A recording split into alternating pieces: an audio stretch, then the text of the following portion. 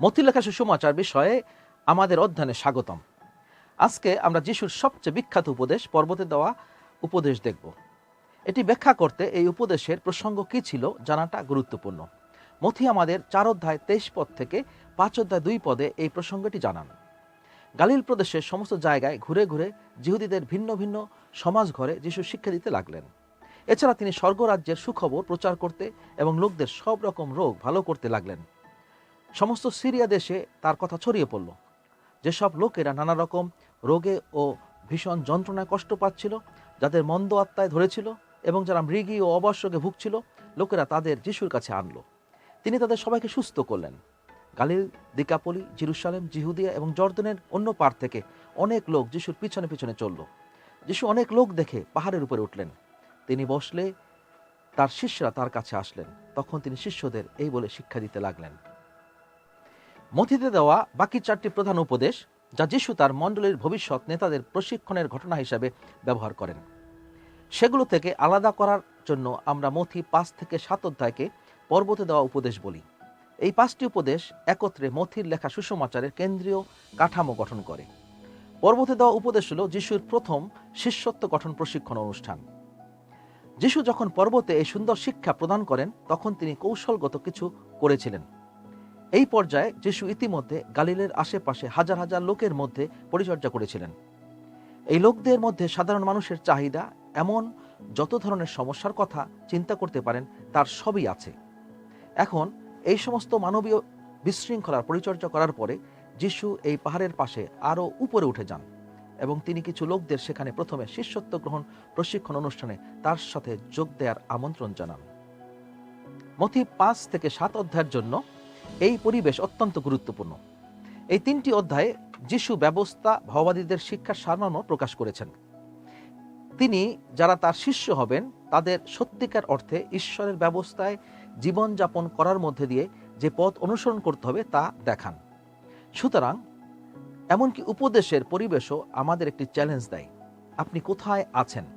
আপনি কি পর্বতের নিচে এখনো সমস্যার অংশই আছেন, নাকি আপনি কি পর্বতের চূড়ায় যিশুর সাথে তার সমাধানের অংশ হতে চাইছেন? আপনি যদি নিচে থাকেন, আপনি কি উপরে উঠে আসতে চান এবং যিশু আপনাকে যা শিক্ষা দেবেন তা শুনতে চান? আপনি যদি ইতিমধ্যে চূড়ায় থাকেন, তাহলে আপনি কি যিশু খ্রিস্টের কাজের জন্য নিজেকে প্রতিশ্রুতিবদ্ধ করতে এবং এখানে পর্বতে দেওয়া উপদেশ প্রকাশিত তার পথে চলতে ইচ্ছুক? এখন আসুন আমরা পর্বতে দেওয়া উপদেশের বিষয়বস্তু দেখি। যিশু মার্ক 3 অধ্যায় 13 পদে যাদেরকে আহ্বান করেন, তিনি নিজেই যাদেরকে পর্বতের চূড়ায় চেয়েছিলেন তারা আসলে পর তিনি তাদের কিছু সুন্দর গুণ বা আশীষ বচনের কথা বলার মধ্যে দিয়ে শুরু করেন, যা তাদের দ্বারা বাস্তব রূপ পেলে মানুষের প্রয়োজনে তাদেরকে তার উত্তরের অংশ করে তুলবে। যিশু মথি 5 অধ্যায় 3 থেকে 12 পদে পর্বতে তার দেওয়া উপদেশ শুরু করেন, যা আমাদের এই কথা বলছে। এখানে সেই ব্যক্তির একটি পরিচয় দেওয়া হয়েছে যিনি পর্বতের নিচে সমস্ত প্রয়োজনের জন্য আমার উত্তরের অংশ। প্রথম সুন্দর গুণটি মথি 5 অধ্যায় 3 পদে দেওয়া হয়েছে। অন্তরে যারা নিজেদের গরিব মনে করে তারা ধন্য, কারণ স্বর্গরাজ্য তাদেরই। প্রথম অংশটি নেওয়া যাক। ধন্য মানে কি? এভাবে বর্ণিত জিনিসের প্রেক্ষাপটের সাথে তাৎপর্যগুলি পরিবর্তিত হয়, কিন্তু এখানে সারমর্ম হলো যে ধন্য মানে শক্তি বা জীবন দ্বারা পরিপূর্ণ, জীবনদায়ী উপহার বা অনুগ্রহের বিশেষ সুবিধার প্রাপক হওয়া। তাহলে আত্মায় গরিব হওয়া মানে কি? আত্মায় দরিদ্র হওয়া নিজের প্রতি আপনার গুণের সাথে সম্পর্কিত। যিশু বলেছেন, তুমি কি পাহাড়ের নিচে যে সমস্ত চাহিদা আছে তার জন্য আমার সমাধানের অংশ হতে চাও? ঠিক আছে, প্রথম যে জিনিসটা তোমাকে জানতে হবে তা হলো তুমি নিজে থেকে কোনো কিছু করতে পারবে না। তুমি নিজেকে রক্ষা করতে পারো না এবং আমাকে ছাড়া অন্যকে রক্ষাও করতে পারবে না। আমাদের অবশ্যই স্বীকার করতে হবে যে যিশুই হলেন বিশ্বের সমস্যার একমাত্র সমাধান এবং তার অনুগ্রহ ব্যতীত আমরা পাপের এবং পতনের দাস হয়ে থাকব। আত্মায় দরিদ্র হিসেবে বর্ণিত ধন্য অবস্থা তাই আত্মিক নম্রতার অবস্থা। দ্বিতীয় সুন্দর গুণ হলো ধন্য তারা যারা শোক করে, কারণ তারা সান্ত্বনা পাবে। মথি 5 অধ্যায় 4 পদ। যিশু হয়তো এই বিষয়ে যা বলেছিলেন তার একটি হলো, পর্বতের নিচে তাকাও, তুমি কি সেই সব দুঃখার্ত মানুষদেরকে দেখতে পাচ্ছ? তুমি তাদের সমাধানের অংশ হতে পারবে না? যদি তুমি নিজে কখনো আঘাত না পাও, কখনো শোক না করো, ঈশ্বর খ্রিস্টিয়ানদের কষ্টভোগ করতে দেন তার অন্যতম একটা কারণ হলো এটা, আপনি যদি কখনো আঘাত না পেয়ে থাকেন তবে আপনি কখনোই সত্যিকারের সহানুভূতিশীল পরিচর্যাকারী হতে পারবেন না।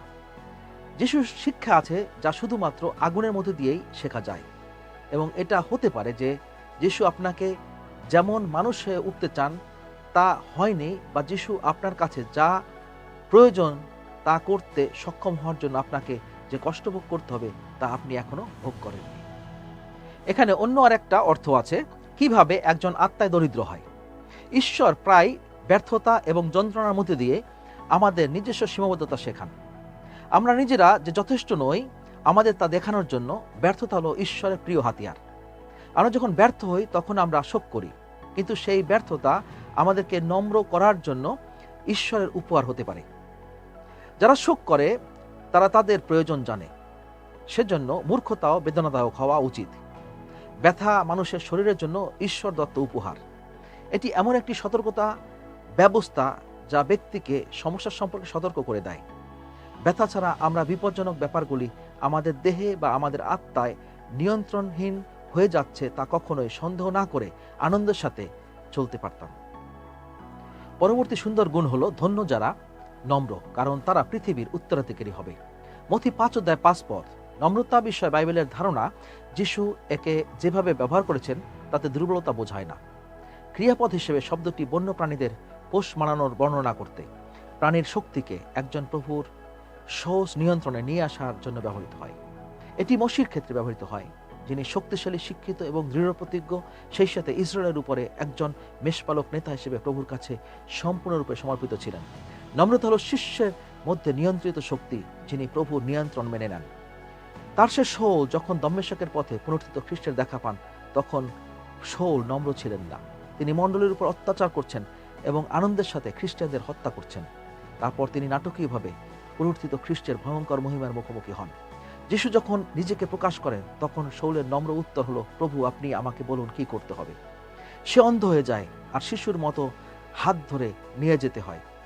এই সময় তারশের শাউল নিজেকে প্রভুর দ্বারা লাগাম পরানোর এবং পরিচালনার অনুমতি দেন। এই সময় শাউল নম্র হয়ে ওঠেন এবং এই নম্রতা তাকে মহান প্রেরিত পৌল মণ্ডলীতে একজন শক্তির যোগানদাতা এবং প্রভুর সামনে একজন নিরহংকার মানুষ হতে দেয়। চতুর্থ সুন্দর গুণ হলো ধন্য তারা যারা ধার্মিকতার জন্য ক্ষুধার্ত এবং তৃষ্ণার্ত, কারণ তারা তৃপ্ত হবে। মথি 5:6 প্রয়োজন অনুভব করা এক বিষয়, সেই প্রয়োজনের প্রকৃতি এবং তা পূরণের সর্বোত্তম উপায় বোঝাটা একেবারে ভিন্ন বিষয়। অনেকে তৃষ্ণার্ত, অনেকে ক্ষুধার্ত। যারা ধার্মিকতার জন্য ক্ষুধার্ত ও তৃষ্ণার্ত তবে তারা ঐশ্বরিক খাদ্যের বিশেষ উপাদান হবে। মার্কের সুসমাচারে যিশু এবং কোলাহলপূর্ণ জনতার মধ্যে ক্রমবর্ধমান উত্তেজনা তৈরি করে যখন জনগণ মার্ক 1:35-38 যিশুর সন্ধানে আসে। অলৌকিক ঘটনার একটি বিস্ফোরক সন্ধ্যার পরে যিশু তার শিষ্যদের হতাশায় চিৎকার, সবাই আপনাকে খুঁজছে, এই উত্তরে বলেন, আসো আমরা কাছাকাছি অন্য কোনো শহরে যাই যাতে আমি সেখানে প্রচার করতে পারি, কারণ সেজন্য আমি এসেছি। তারা অলৌকিক কাজ চায়। তিনি চান তারা একটি বার্তা নিমগ্ন হয়ে গ্রহণ করুক, ঈশ্বরের সামনে অনুশোচনা করা এবং ধার্মিকতা খোঁজা। যিশু শারীরিক ব্যাধি কমাতে পারেন, আবার নাও কমাতে পারেন, কিন্তু তিনি সর্বদা আত্মিক ক্ষুধা যা ধার্মিকতার জন্য কাঁদে তা মেটাবেন। যিনি ঈশ্বরের কাছে ধার্মিকতার জন্য তৃষ্ণার্ত, তার গলায় জ্বলনি তিনি সর্বদাই প্রশমিত করবেন। এরপরে যিশু বলেছেন, ধন্য যারা দয়ালু, কারণ তারা দয়া পাবে। মথি 5:7 দয়ালু শব্দের অর্থ অমায়িকভাবে প্রেমময়। আবার যিশু বলেছেন, তুমি যদি সেই পাহাড়ের নিচে গিয়ে দুঃখার্তদের পরিচর্যাকারী হতে চাও তাহলে তোমাকে অবশ্যই ঈশ্বরের প্রেমে পরিপূর্ণ একজন হতে হবে। ধার্মিকতায় পরিপূর্ণ হওয়া ঈশ্বরের প্রেমে পরিপূর্ণ হওয়ার সমার্থক। স্বার্থপরভাবে নয়, আবেগিক নয়, বরং অপরের ভালোর জন্য প্রকৃত উদ্বেগের সাথে ঈশ্বর যাকে ভালোবাসেন তাকে ভালোবাসা। ঈশ্বর যেমন ভালোবাসেন তেমনি ভালোবাসা। পরবর্তী গুণ হলো ধন্য যারা অন্তরে খাঁটি, তারা ঈশ্বরকে দেখতে পাবে। মথি 5:8 যখন সত্যিকারের শিষ্যরা পাহাড়ের নিচে নেমে আসে এবং লোকদের মধ্যে ভালোবাসা নিয়ে কাজ করে তখন এটি নিজেদের সম্পর্কে ভালো বোধ করার জন্য নয়, বরং তারা সত্যি ঈশ্বরের প্রেমে পরিপূর্ণ হওয়ার কারণে তাদের উদ্দেশ্য খাঁটি, তাদের অন্তরে পবিত্র হয়। এগুলি যাকব 4:1-3 নির্দেশ থেকে বেঁচে যায় যা বলে তোমাদের মধ্যে ঝগড়া এবং মারামারি কোথা থেকে আসে? এসব কামনা বাসনা তোমাদের দেহের মধ্যে যুদ্ধ করে, তার মধ্যে থেকে কি এগুলো বের হয়ে আসে না? তোমরা কামনা করো কিন্তু পাও না, তোমরা খুন করো এবং লোভ করো কিন্তু যা চাও তা পাও না। তোমরা ঝগড়া ও মারামারি করো, তবু তোমাদের কিছুই থাকে না, কারণ তোমরা ঈশ্বরের কাছে চাও না। তোমরা চেয়েও পাও না, কারণ তোমরা মন্দ উদ্দেশ্যে চেয়ে থাকো, যেন তোমাদের কামনা বাসনা তৃপ্ত হয়। যিশুর শিষ্য ধার্মিকতার জন্য ক্ষুধিত এবং তৃষ্ণিত। ঈশ্বর সেই চাহিদা পূরণ করেন। একটি খাঁটি উদ্দেশ্যপূর্ণ হৃদয়, সত্যিকারের ভালোবাসা এবং দয়ায় এবং ঈশ্বরের আরাধনা স্বরূপ সেই ধার্মিকতায় প্রদর্শিত হয়। পরবর্তী সুন্দর গুণ হলো, ধন্য যারা লোকদের জীবনে শান্তি আনবার জন্য পরিশ্রম করে, কারণ ঈশ্বর তাদের নিজের সন্তান বলে ডাকবেন। মথি 5:9 এখানে ধারণাটি হলো পুনর্মিলন। বিশ্বের জন্য সবচেয়ে উল্লেখযোগ্য সমস্যা হলো পাপের কারণে ঈশ্বর থেকে মানুষের বিচ্ছিন্নতা। সুন্দর গুণ সম্পন্ন খ্রিস্টের শিষ্য তাই পাপীদের এবং তাদের সৃষ্টিকর্তার মধ্যে একজন পুনর্মিলনকারী। এটি 2 করিন্থীয় 5:18-19 পৌলের মতো স্পষ্টভাবে আর বলা হয়নি। এই সব ঈশ্বর থেকেই হয়। তিনি খ্রিস্টের মধ্য দিয়ে তার নিজের সঙ্গে আমাদের মিলিত করেছেন, আর তার সঙ্গে অন্যদের মিলন করিয়ে দেবার জন্য আমাদের উপর দিয়েছেন। এর অর্থ হলো, ঈশ্বর মানুষের পাপ না ধরে খ্রিস্টের মধ্যে দিয়ে নিজের সঙ্গে মানুষকে মিলিত করেছেন, আর সেই মিলনের খবর জানাবার ভার তিনি আমাদের উপর দিয়েছেন। আমাদের অবশ্যই যিশু যেমন দেখিয়েছিলেন, ক্রুশের উপর থেকেও চিৎকার করেছিলেন, পিতা তাদের ক্ষমা করো, কারণ তারা কি করছে তাহা জানে না। লুক 23:34 সেই একই আত্মায় কাজ করতে হবে, যেমন পৌল রোমীয় 5:8 উল্লেখ করেছেন। কিন্তু আমরা ঈশ্বর যে আমাদের ভালোবাসেন তার প্রমাণ এই যে আমরা পাপী থাকতে খ্রিস্ট আমাদের জন্য প্রাণ দিয়েছিলেন। তাহলে নিকষ অন্ধকারে থাকা পাপী যাদের জন্য খ্রিস্ট প্রাণ দিয়েছেন, তাদের পুনর্মিলনকারী হতে চেষ্টা করায় আমাদের কিসের বাধা দিচ্ছে? মথির সুন্দর গুণগুলির শেষটি হলো, ধন্য যারা ঈশ্বরের ইচ্ছামতো চলতে গিয়ে অত্যাচার সহ্য করে, কারণ স্বর্গরাজ্য তাদেরই। মথি 5:10 যদিও প্রথম এবং শেষ 80 বচনের সাথে স্বর্গরাজ্যে তাদের জন্য বলা হলেও অনেকগুলোতে সতর্কতা রয়েছে, যেমন ধন্য তারা যারা ধার্মিকতার জন্য তৃষ্ণার্ত, বা ধন্য যারা আত্মায় দরিদ্র। ঠিক তাই নিছক অত্যাচারিতটা ধন্য নয়, বরং যারা ধার্মিকতার জন্য অত্যাচারিত হয় তারা ধন্য। এটা এতটাই গুরুত্বপূর্ণ যে যিশু এই শেষ 80 বছরের পুনরাবৃত্তি করেন, মথি 5:11 যোগ করেন, তোমরা ধন্য যখন লোকে আমার জন্য তোমাদের অপমান করে, অত্যাচার করে এবং মিথ্যা করে তোমাদের নামে সব রকম মন্দ কথা বলে। তোমরা আনন্দ করো ও খুশি হও, কারণ স্বর্গে তোমাদের জন্য মহা পুরস্কার আছে। তোমাদের আগে যে নবীরা ছিলেন, লোকে তাদেরও এভাবে অত্যাচার করত। মিলনের বার্তাবাহকরা ঈশ্বরের সাথে হিংসাত্মক মানব সংঘাতের জালে ভেসে যায়। এটি থাকার জন্য বিপজ্জনক জায়গা। আমাদের প্রভু, যিনি এই পথ দেখিয়েছেন, মারা গেছেন। আমাদের পূর্বে অনেক ভাওবাদী এই কাজ করতে গিয়ে মারা গেছেন। জিহুদা এবং যোহন বেঁচে গেলেও বাকি শিষ্যরা আরো অনেকের মতো সাক্ষ্যময় হয়েছিলেন। এটা হতে পারে যে আপনাকেও যিশুর মুক্তির কাজের অংশীদারিত্ব করায় বিশেষ সুযোগের জন্য আপনাকে জীবন বিলিয়ে দেবার জন্য আহ্বান করা হয়েছে। আপনাকে বাঁচার বা মরা যে কারণে আহ্বান করা হোক না কেন, অত্যাচার মুখে আমাদের সুন্দর গুণে থাকতে আহ্বান করা হয়েছে। আমরা আমাদের অধ্যয়ন শেষ করার সময় যিশুর এই কথাগুলিকে আপনাকে চ্যালেঞ্জ করতে দিন। সেগুলো দিয়ে নিজেকে পরিমাপ করুন এবং প্রশ্ন করুন, আমি কি আত্মায় দরিদ্র? আমি কি দুঃখ কষ্ট থেকে আত্মিকভাবে লাভবান হতে চাই? আমি কি নম্রভাবে নিজেকে ঈশ্বরের ইচ্ছার কাছে সমর্পণ করি? আমি কি ধার্মিকতার জন্য ক্ষুধিত তৃষিত? আমি কি দয়ালু? আমার অন্তর কি খাঁটি? আমি কি খ্রিস্টের দ্বারা আত্মায় মুক্ত হওয়া দেখতে চাই? অত্যাচারের মুখেও কি পুনর্মিলনের কাজ চালিয়ে যাব? আমি কি খ্রিস্টের জন্য আমার জীবন দিতে ইচ্ছুক? এটাই খ্রিস্টিয়ানদের জীবন বৃত্তান্ত। আজকে প্রার্থনা করুন, প্রভু আমাকে যিশুর একজন সত্যিকার শিষ্য করো, যার জীবন এই 8টি সুন্দর গুণ প্রকাশ করে থাকে।